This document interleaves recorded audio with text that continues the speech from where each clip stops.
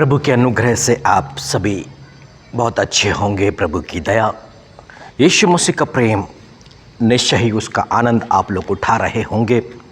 आज का वचन सबोपदेशक की किताब से और उसकी दूसरी अध्याय और 26वीं आयत में परमेश्वर ने अपने पवित्र वचन में इस बात को प्रकट किया कि जो मनुष्य परमेश्वर की दृष्टि में अच्छा है उसको वह बुद्धि और ज्ञान और आनंद देता है, परंतु पापी को वह दुख भरा काम ही देता है कि वह उसको देने के लिए संचय करके ढेर लगाए जो परमेश्वर की दृष्टि में अच्छा हो।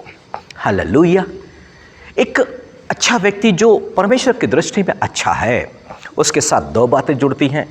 पहली बात कि जो परमेश्वर के निकट में ऐसे काम करे जिसको परमेश्वर को भाए, यीशु मसीह को अच्छा लगे, ऐसे मनुष्य को परमेश्वर बुद्धि देगा, ज्ञान देगा, समझ देगा और साथ में ऐसे व्यक्ति की भलाई करेगा कि दुष्ट की जो संपत्ति है ऐसे व्यक्ति को मिले जो परमेश्वर की दृष्टि पर अच्छा है। यानी कि एक पापी और एक अधर्मी व्यक्ति जीवन भर मेहनत करता है, परिश्रम करता है, पर उसके भाग पर उस धर्मी व्यक्ति का अधिकार परमेश्वर देगा। और इसलिए आज हम परमेश्वर की इस इच्छा को, परमेश्वर की इस योजना को समझे कि यदि आप बुद्धि चाहते हैं, ज्ञान को चाहते हैं, समझ को चाहते हैं तो परमेश्वर की दृष्टि में आपको अच्छा बनना पड़ेगा। और दो बातें, राजा सुलेमान परमेश्वर की दृष्टि में बहुत अच्छा एक युवक है, एक राजा है। जब वो परमेश्वर के सम्मुख में आया ना तो उसने जीवन की बातों के लिए प्रार्थना नहीं किया, उसने परमेश्वर से बुद्धि को मांगा, समझ को मांगा, क्योंकि परमेश्वर ने जो वरदान दिया ना, जो प्रजा उसके हाथ में दी, जिसकी चरवाई उसके हाथों में सौंपी गई, वो बुद्धि के साथ उनको चराना चाहता, बुद्धि के साथ उनका न्याय करना चाहता, बुद्धि के साथ उनकी देखरेख करना चाहता है। और इसलिए जब परमेश्वर के पास में आया ना तो उसने बुद्धि को भी मांगा, ज्ञान को भी मांगा और समझ को भी मांगा और परमेश्वर ने दे दिया। मतलब एक व्यक्ति की जो बुद्धि है ना वो परमेश्वर की ओर से दी जाती है, इसलिए मनुष्य उस पर भी घमंड नहीं कर सकता। पर दूसरी तरफ राजा नबूकदनेस्सर है, जब वो परमेश्वर के लिए कार्य कर रहा था, बेबीलोन का राजा है वो, और सुलेमान इजराइल के ऊपर में राजा, परंतु जो बेबीलोन पर राजा है, जो नबूकदनेस्सर है ना, परमेश्वर ने उसके परिश्रम का, क्योंकि वो परमेश्वर के लिए एक भला और अच्छा काम कर रहा था, वो परमेश्वर के लिए परिश्रम कर रहा था, तो परमेश्वर ने क्या किया, पूरे संसार के ऊपर में उसको अधिकार दे दिया। अब जब वो परमेश्वर की दृष्टि में बिगड़ गया ना, उसकी बुद्धि गड़बड़ा गई है, अभी वहां पर अहंकार आ गया है ना, तो परमेश्वर ने उसे समझने की जो बुद्धि है, ज्ञान है, समझ है, सब ले लिया और वो जानवरों के समान हो गया। यानी कि आपके पास में जो मन, इसके जो दिमाग है ना, इसके अंदर में जो बुद्धि और ज्ञान और जो समझ है ना, ये सब परमेश्वर का दिया हुआ होता है। जब ये बुद्धि सही काम करेगी तो आप जीवन पे सही निर्णय लेंगे, सही मार्ग पर चलेंगे, सही बातों को थामे रहेंगे। पर जब ये बुद्धि साथ छोड़ देगी, सब कुछ आपके जीवन पर गड़बड़ होना शुरू हो जाएगा। इसलिए मेरे प्रिय भाइयों बहनों, आप परमेश्वर की दृष्टि में अच्छा बनने का प्रयास करें, उससे सहायता मांगे, उसका पवित्र आत्मा आपकी सहायता, आपकी मदद करेगा। व्यवस्था विवरण की किताब में 29वीं अध्याय के अंदर में जब मूसा पे परमेश्वर ने अपनी बातों को प्रकट किया तो मूसा ने इजरायली को क्या लिखा मालूम, जो हमारे लिए आज है। 29वीं अध्याय और उसकी 3री आयत में लिखा है, वे बड़ी बड़ी परीक्षाएं और चिन्ह और बड़े बड़े चमत्कार तेरी आंखों के सामने हुए। परंतु आगे लिखा है, परंतु यहोवा ने आज तक तुमको ना तो समझने की बुद्धि, ना देखने की आंखें और ना सुनने के लिए कान दिए।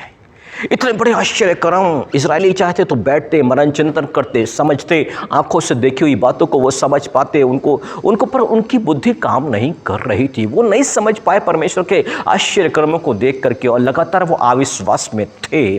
और परमेश्वर ये ज्ञान और बुद्धि समझ उनको देता है जो परमेश्वर की, क्योंकि इजरायली परमेश्वर की दृष्टि में अच्छे नहीं ठहरे, वो जंगल में नाश होते चले गए, उनके कपड़े तक नहीं फटे थे, बावजूद इस पर वो विचार नहीं कर रहे, उनके जूते नहीं फटे हैं, उनके कपड़े नहीं, जूते नहीं फटे, पैरों में सूजन नहीं आई है, ये मनन चिंतन नहीं कर रहे हैं। मेरे प्रिय भाइयों बहनों, आज आप सुरक्षित हैं, भले चंगे हैं, आप मनन चिंतन करें ना। कब कब प्रभु ने आप पर आश्चर्य कर्म किया, समस्याओं से निकाला, चंगा किया, आशीषें दी, आप उसकी शांति और आनंद से मनन चिंतन करें पिछली बातों को, परमेश्वर से समझ को मांगे, आगे विश्वास बढ़ेगा, परमेश्वर के प्रति आपका समर्पण बढ़ेगा। और ऐसा जब होएगा ना तो आप और बुद्धि को प्राप्त करेंगे। आपकी संतानें जो लगता है कि वो बुद्धिहीन है, वो नहीं पढ़ पा रही हैं, वो काम नहीं कर पा रहे हैं। आप प्रार्थना कीजिए ना, उनके लिए बुद्धि को मांगिए ना, क्योंकि बुद्धि और ज्ञान और समझ सिर्फ उसी से ही मिलता है। सारी बातों को समझने के लिए जो वो बुद्धि ना वही देगा, तभी एक मन काम करेगा। वो एक ऐसा परमेश्वर है जो एक नया मन देने वाला परमेश्वर है। आप पर और आपके संतान पर वो आशीष देगा। जिसने राजा सुलेमान की प्रार्थना को सुन के उसको बुद्धि ज्ञान समझ से परिपूर्ण किया है, वो आपकी प्रार्थना को सुन के परिवार पर, परंतु एक बार परमेश्वर के कार्यों को मनन चिंतन तो करना शुरू करें।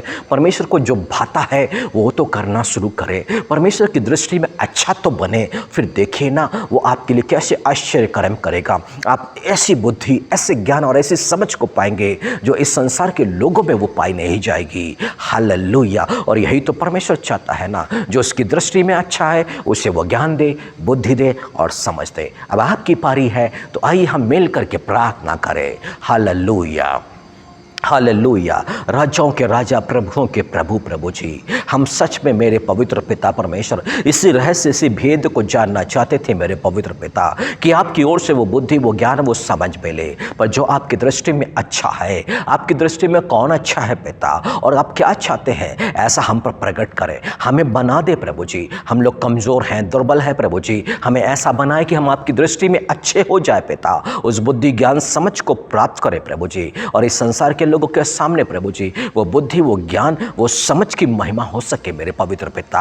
आज जितने देख रहे हैं, सुन रहे हैं, समझ रहे हैं, ये वरदान दीजिएगा पिता, आशीषित कीजिएगा। हर एक कैंसर के रोगाणुओं को, किडनी की बीमारियों को और नाना प्रकार की बीमारी से जूझ रहे लोग जो इस वचन को सुनते होंगे, उन पर अनुग्रह करें, भला चंगा करे पिता। प्रभु यीशु मसीह के नाम पर विनती करते हैं, आमीन।